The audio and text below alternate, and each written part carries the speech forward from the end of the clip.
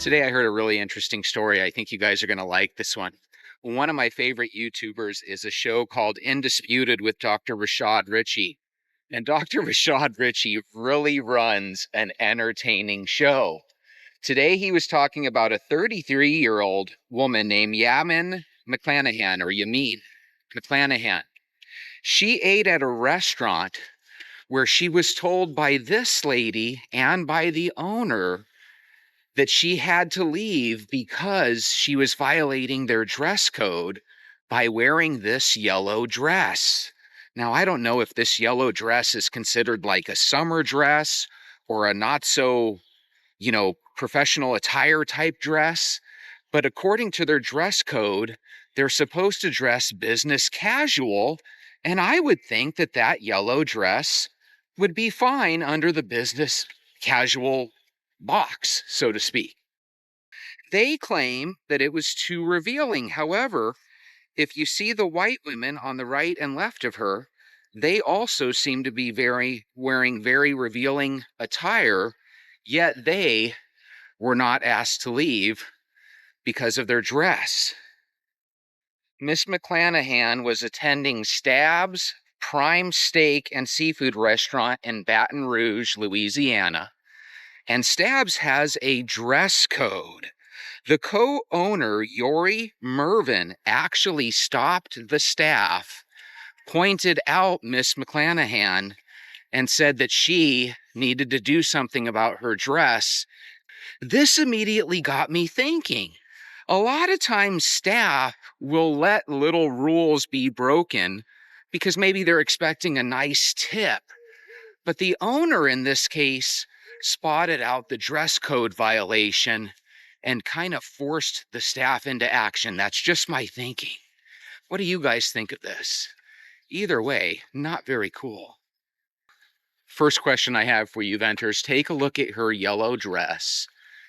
Is that considered a not so professional dress? To me, if I see someone in a dress, I'm thinking that they're at least dressing up from a t-shirt and shorts. By the way, their dress code includes no gym wear, no sweats, no muscle shirts, no torn jeans. They want you to dress nice. So I assume for guys, they have to wear a shirt with a collar, maybe even a tie.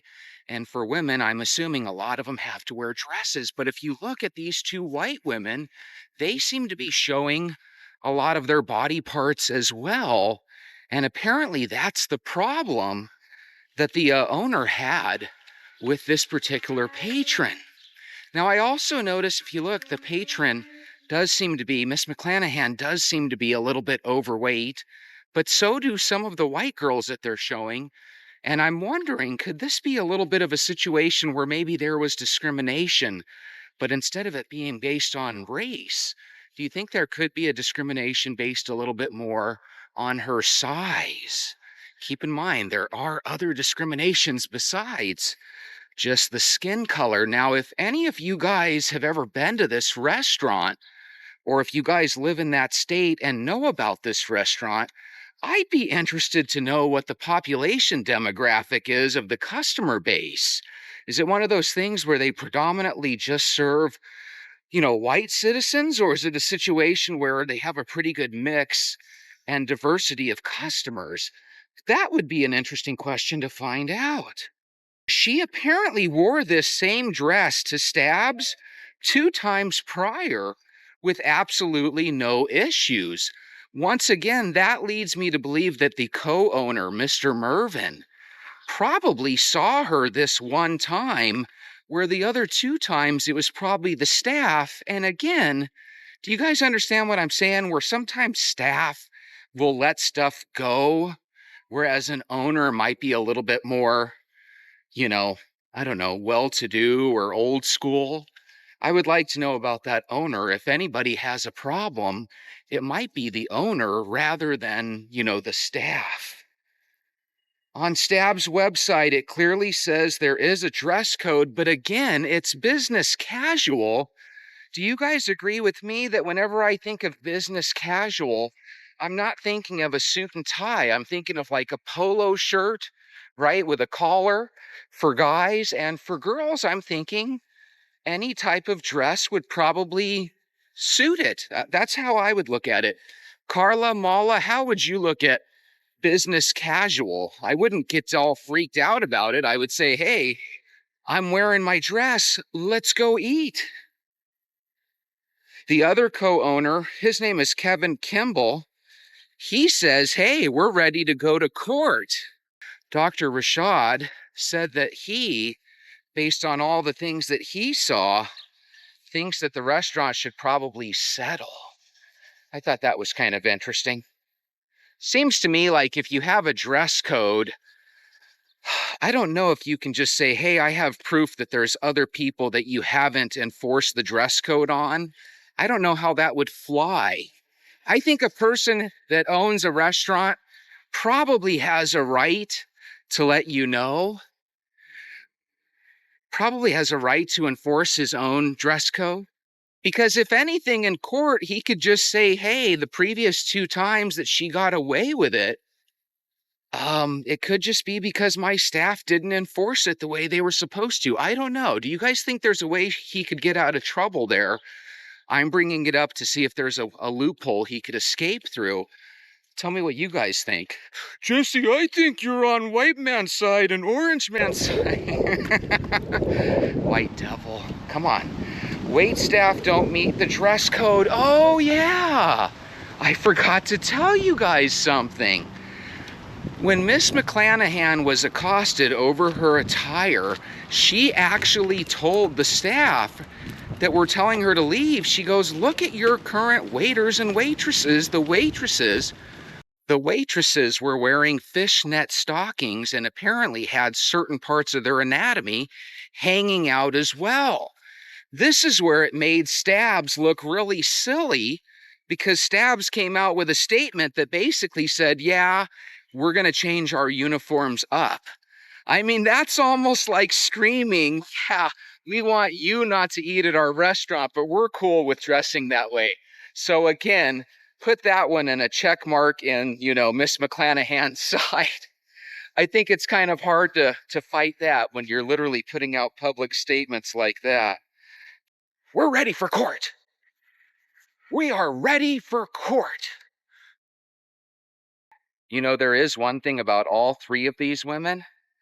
They are revealing a little bit of excess flesh at the top. So what are your guys' thoughts on that? I don't necessarily think that that's a good reason to keep somebody from eating, but at the same time, maybe they could have all gotten a warning that, hey, in the future, maybe wear something that's a little less revealing. Would you guys have been okay with a verbal warning to all 3 of those women?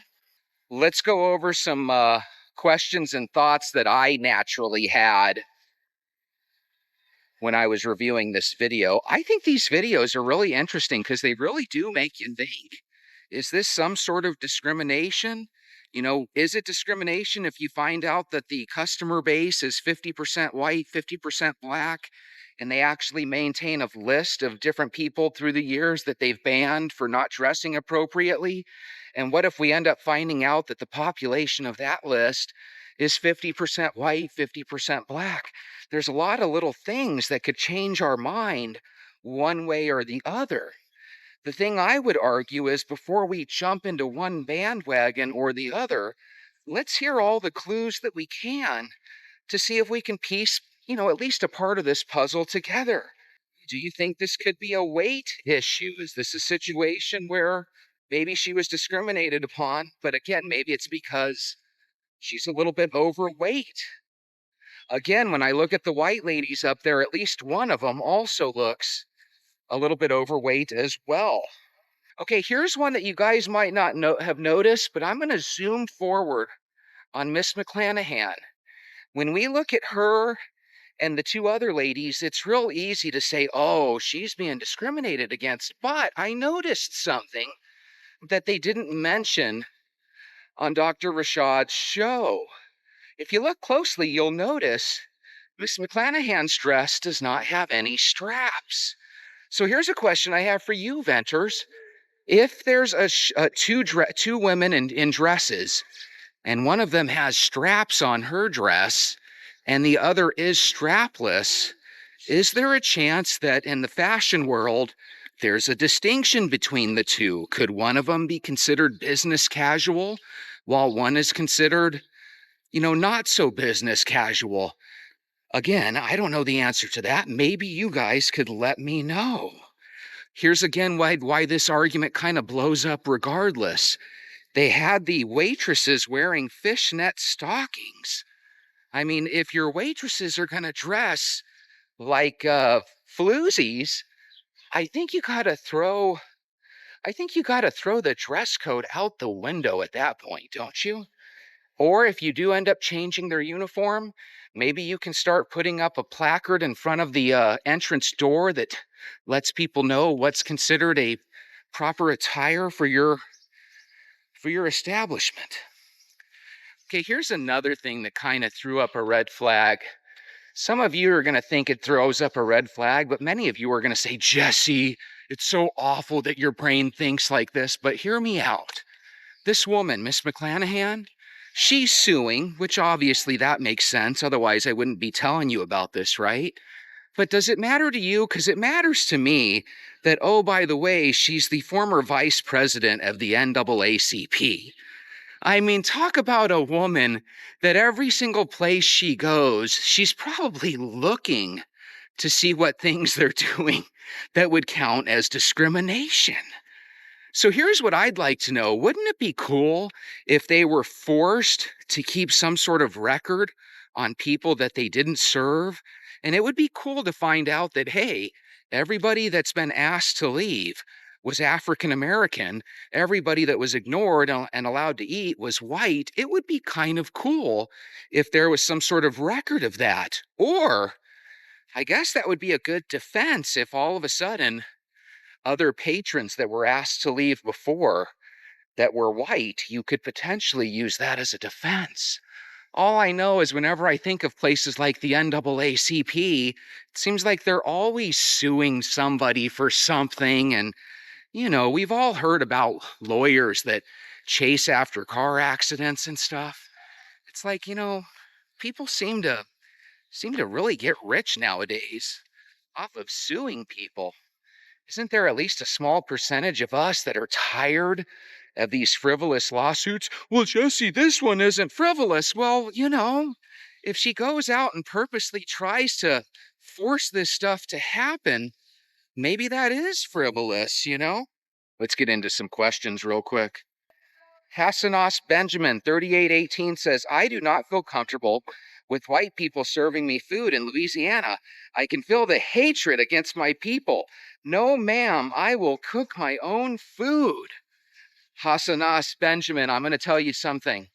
I always say, go with your gut. If you ever feel like you don't trust somebody to cook your food, then don't eat food from them. At the same time, I'm sure there are some decent white people out there that probably make a pretty good meal.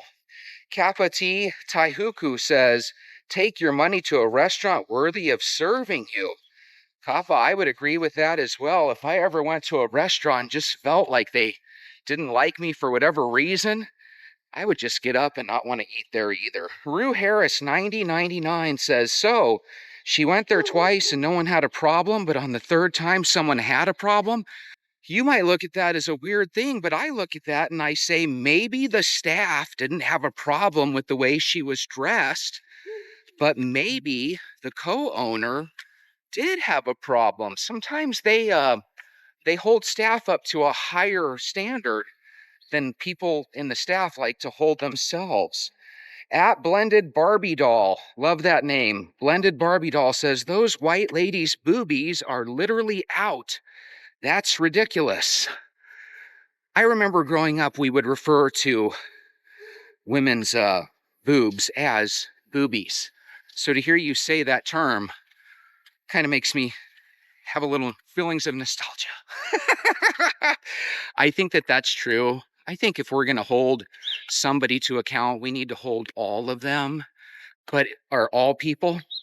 But again, this is kind of almost acting like this is the first person that's ever been told that they're breaking the dress code.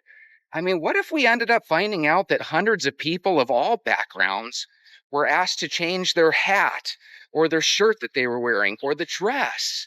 I mean, again, we're putting a lot of stock into the idea that this lady is the first victim. This could be something that happens to all people there.